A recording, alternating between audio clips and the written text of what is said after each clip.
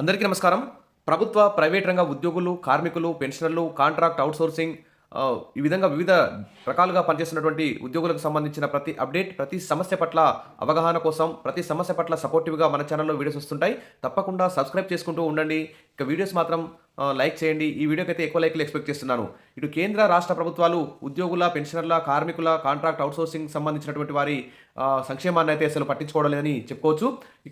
ఇక దేశవ్యాప్తంగా ప్రస్తుతం అమలవుతున్న 29 కార్మిక చట్టాల్ని రద్దు చేసి కేవలం 4 లేబర్ కోడ్స్‌ని రూపొందించి కేంద్ర ప్రభుత్వం అమలు చేయాలని చూస్తున్న సందర్భంలో కార్మిక సంఘాలు భారీ ఎత్తున ఆహ్, తిరస్కరించాయి. దీంతో కొంచెం కేంద్ర ప్రభుత్వం వెనక్కి తగ్గింది. అసలు ఈ అమల్లోకి వచ్చిన 4 లేబర్ కోడ్స్ ఏమిటి? ఈ 4 లేబర్ కోడ్స్ వల్ల మరి ఉద్యోగులు, పెన్షనర్లు, కార్మికులు, ఈ కాంట్రాక్ట్ అవుట్‌సోర్సింగ్ తదితర వివిధ వర్గాలకు చెందిన ఉద్యోగులకు ఏ విధంగా నష్టమవుతుందో అనే అంశాల మీద ఈ వీడియోలో డిస్కస్ చేద్దాం.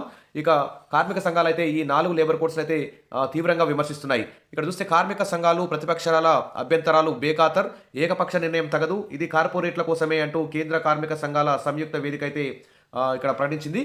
ఇక 29 కార్మిక చట్టాల్ని రద్దు చేసిన మోడీ సర్కార్ కార్పొరేట్లకు ఊడిగం చేసేలా లేబర్ కోడ్స్‌ని తీవ్రంగా వ్యతిరేకిస్తున్నాయి కార్మిక సంఘాలు. ఇక్కడ చూస్తే ఉద్యోగ భద్రత లేదు.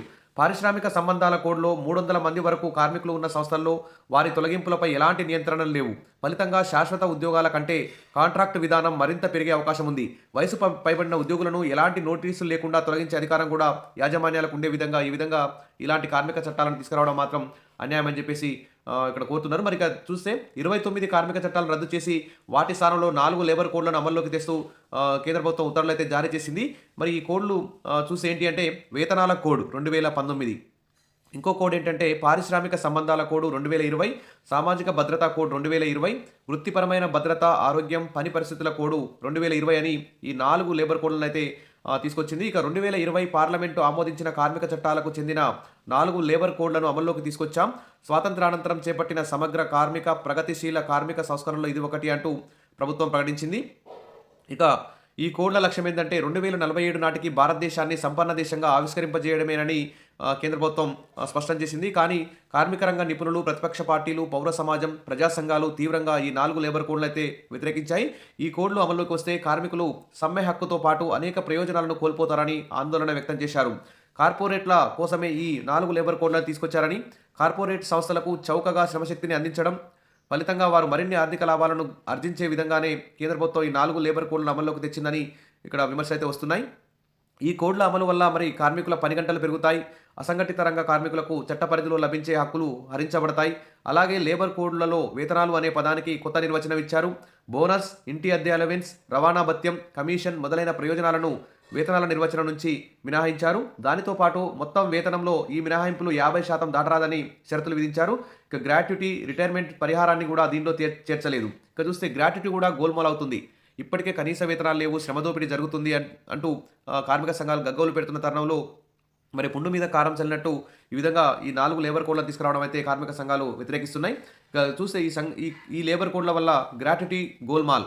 గ్రాట్యుటీకి అర్హత పొందగోరే ఉద్యోగుల సర్వీస్ కాలాన్ని 5 సంవత్సరాల నుంచి ఏడాదికి తగ్గించారు. అంటే ఉద్యోగులు 1 సంవత్సరం పాటు సర్వీస్లో ఉంటే వారికి గ్రాట్యుటీ లభిస్తుంది. అయితే ఇక్కడ ఓ తిరకాసు ఉంది. నిర్దిష్ట కాలానికి నియమించబడే ఉద్యోగులకే ఈ ప్రయోజనం అయితే వర్తిస్తుంది. అది శాశ్వత ఉద్యోగులకు గతంలో మాదిరి 5 ఏళ్ల సర్వీస్ పూర్తి చేసుకుంటూనే గ్రాట్యుటీ లభిస్తుంది. ఇక ఆర్థిక వృద్ధిపైనే దృష్టి. సంపద పంపిణీ చేయకుండా ఆర్థిక వృద్ధిపై దృష్టి సారిస్తే నిరుద్యోగం పెరుగుతుందనే వాస్తవాన్ని కేంద్ర ప్రభుత్వం మర్చిపోయింది. ఫలితంగా పారిశ్రామిక వర్గాలు, కార్పొరేట్లు శ్రమశక్తిని యథేచ్ఛగా దోచుకునేందుకు మార్గం సుగమం చేసింది. ఇక అవుట్సోర్సింగే దిక్కు. ఇక వక్ఫ్, ఫిక్స్డ్ ఎంప్లాయ్మెంట్ నిబంధనలతో తక్కువ కాల పరిమితి కార్మికులను నియమించడం సులభమవుతుంది. నెలల కొద్దీ పనిచేసి పెన్షన్, గ్రాట్యుటీ, ప్రమోషన్ అవకాశాలు లభించవు. కార్మికులు ఎప్పటికీ అవుట్సోర్సింగ్లోనే ఉండిపోతారు. మరి ఇంకా సామాజిక భద్రత లేదు. అసంఘటిత రంగ కార్మికులకు, గిగ్ వర్కర్లు, డెలివరీ బాయ్స్, ఆటో డ్రైవర్లు మొదలైన వారు ఇచ్చే భద్రతా పథకాలకు నిధులు, మూలాలు, అమలు, ప్రణాళికలపై స్పష్టత లేదు. ఫలితంగా నిజమైన కార్మికులు అనేక ఆర్థిక ప్రయోజనాలు కోల్పోవాల్సి వస్తుంది. కాబట్టి సంయుక్త కిసాన్ మోర్చా ఆధ్వర్యంలో ఈ నెల 26న జరిగే నిరసన ఉల్లంఘన కార్యక్రమంలో పెద్ద ఎత్తున భాగస్వాములు కావాలని కార్మిక లోగాన్ని కోరుతున్నామంటూ ఇక్కడ కార్మిక సంఘాలు అయితే పిలిపించాయి.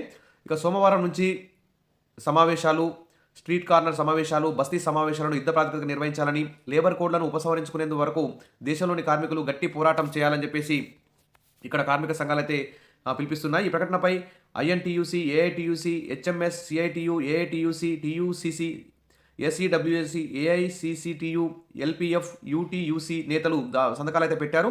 ఇక 4 లేబర్ కోడ్లతో కార్మిక హక్కులను హరించే కుట్ర జరుగుతుందని, ఇక రాష్ట్ర వ్యాప్తంగా దేశవ్యాప్తంగా ధర్నాలు చేస్తామని చెప్పేసి సిఐటి అయితే ప్రకటించింది.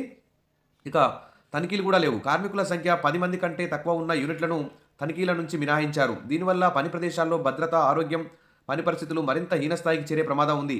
అగ్ని ప్రమాదాలు, యంత్ర భద్రత ప్రమాణాలపై బాధ్యత లేకుండా పోతుంది. ఈ విధంగా మరి హక్కులకు పరిమితులు విధించడం, మరి కేంద్ర ప్రభుత్వం ఏకపక్షంగా ఇలా 4 లేబర్ కోడ్లను తీసుకురావడం తగదు అంటూ కేంద్ర కార్మిక సంఘాల సంయుక్త వేదిక అయితే ప్రభుత్వాన్ని డిమాండ్ చేస్తుంది. కార్మిక సంఘాలు తీవ్రంగా ప్రతిఘటించినప్పటికీ బీహార్ ఎన్నికల్లో లభించిన విజయంతో మోడీ ప్రభుత్వం లేబర్ కోడ్ల అమలుకు పూనుకుంది. లేబర్ కోడ్లపై చర్చించేందుకు ఇండియన్ లేబర్ కాన్ఫరెన్స్ను వెంటనే ఏర్పాటు చేయాలని కేంద్ర కార్మిక సంఘాల సంయుక్త వేదిక గతంలో కోరింది. అయినా కానీ ప్రభుత్వం ఏకపక్షంగా ఇలా ఈ 4 లేబర్ కోడ్లను తీసుకొచ్చింది. అసలు ఈ 4 లేబర్ కోడ్లు ఏంటో క్లుప్తంగా చూద్దాం. ఒకటి చూద్దాం.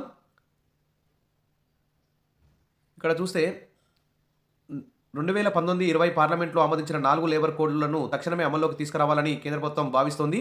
29 కార్మిక చట్టాల స్థానంలో ఈ 4 లేబర్ కోడ్లను నోటిఫై చేసినట్లు కేంద్రం ప్రకటించింది. ఇక వారంలో 48 గంటల పని, జాతీయ స్థాయిలో కనీస వేతనాన్ని నిర్ణయించడానికి కేంద్రం ఓ కమిటీ నియమిస్తుందని, రానున్న 45 రోజుల్లో ఈ 4 కోడ్లకు సంబంధించిన పూర్తి నియమ నిబంధనలు ప్రచురిస్తామని ఇక్కడ ఉన్నతాధికారులు తెలిపారు. కార్మికులు రోజుకు 8 నుంచి 12 గంటల చొప్పున, అంటే వారంలో గరిష్టంగా 48 గంటలు విధులు నిర్వహించవచ్చని పేర్కొన్నారు. ఓవర్ టైం డ్యూటీ చేసిన వారికి రెట్టింపు వేతనం చెల్లించాలని నిబంధనల్లో పొందుపరిచింది. ఇక కొత్తగా అమలయ్యే 4 చట్టాలు ఏంటో చూద్దాం. వేతనాల కోడ్ 2019, సంఘటిత అసంఘటిత రంగంలో పనిచేసే వారికి కనీస వేతనం పొందేందుకు అవసరమైన సూత్రాలు ఇందులో ఉన్నాయి. సకాలంలో వేతన చెల్లింపులపై కూడా నిబంధనలు అయితే పొందుపరిచారు. ఇక రెండో కోడ్ ఏంటంటే పారిశ్రామిక సంబంధాల కోడ్ 2020, కార్మికులకు కంపెనీల యాజమాన్యాలకు మధ్య తలెత్తే వివాదాల పరిష్కారానికి సంబంధించిన విషయాలు ఈ కోడ్లో ఉన్నాయి. ఇక సామాజిక భద్రతా కోడ్ 2020, సంఘటిత అసంఘటిత రంగ కార్మికులతో పాటు గిగ్ వర్కర్లు, life, health insurance, provident fund benefits ఉద్దేశించిన అంశాలను ఇందులో పొందుపరిచారు. ఇక వృత్తిపరమైన భద్రత, ఆరోగ్యం, పని ప్రదేశంలో పరిస్థితుల కోడ్ 2020, ఇది 4వ లేబర్ కోడ్. పని ప్రాంతంలో కార్మికులకు వ్యక్తిగత వృత్తి భద్రత, వారి ఆరోగ్యం, పరిహారానికి సంబంధించిన విషయాలు ఈ కోడ్లో ఉన్నాయి. సరే, ఏది ఏమైనా ఈ నెల 26న దేశవ్యాప్త నిరసన చేపట్టాలని మరి కేంద్ర ప్రభుత్వం ఏకపక్షంగా తీసుకొచ్చిన ఈ లేబర్ కోడ్లకు వ్యతిరేకంగా భారీ ఎత్తున నిరసనలు తెలపాలని చెప్పేసి కార్మిక సంఘాలు అయితే పిలుపునిచ్చాయి. 10 సెంట్రల్ ట్రేడ్ యూనియన్ల సంయుక్త వేదిక శుక్రవారం అయితే పిలుపునిచ్చింది. శుక్రవారం నుంచి వీటిని అమల్లోకి తేవడం ఏకపక్షం, కార్మిక వ్యతిరేకం, యాజమాన్యాలకు అనుకూలంగా అని ఆరోపించింది. సంక్షేమ రాజ్య చట్టాన్ని అణచివేసే చర్య అని మండిపడింది. ఐఎన్టీయూసీ, ఏఐటీయూసీ తదితర సంఘాలు ఈ ప్రకటన అయితే విడుదల చేశాయి. మొత్తానికైతే కార్మికుల మెడపై కత్తి పెట్టినట్లే ఈ కొత్తగా తెచ్చిన 4 లేబర్ కోడ్లని కార్మిక సంఘాలు అయితే మండిపడుతున్నాయి. ఇక దొడ్డిదారిన ఇలా కోడ్లని ప్రవేశపెట్టడం అన్యాయం అని చెప్పేసి చేస్తుంది. ఇక కనీస వేతనంపై స్పష్టత లేని ఈ కోడ్లు ఎందుకని ప్రశ్నిస్తున్నాయి. అదేవిధంగా ప్రశ్నించే సమ్మె హక్కును కూడా హరించేటువంటి ఈ 4 లేబర్ కోడ్లు ఎందుకని మరి ప్రశ్నించే గొంతుకపై కత్తి ఈ 4 లేబర్ కోడ్లని కార్మిక సంఘాలు అయితే ప్రకటిస్తున్నాయి.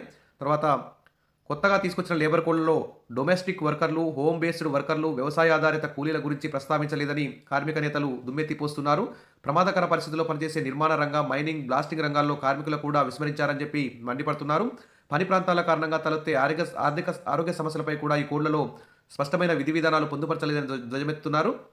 ఇక అంతర్జాతీయ కార్మిక సంస్థ నిబంధనల ప్రకారం కార్మిక చట్టాలను రూపొందించాలంటే ప్రభుత్వ పెద్దలు, యాజమాన్యాలు, కార్మిక సంఘాల నేతలందరూ కలిసి చర్చలు జరిపి ఏకాభిప్రాయానికి రావాల్సి ఉంటుందని, అయితే అన్ని వర్గాలతో సంప్రదింపులు చేపట్టకుండానే కేంద్రం ఈ కోడ్లను తెచ్చిందని మండిపడుతున్నారు. దీని మీద కేంద్ర ప్రభుత్వం కొంతవరకు వెనక్కి తగ్గింది.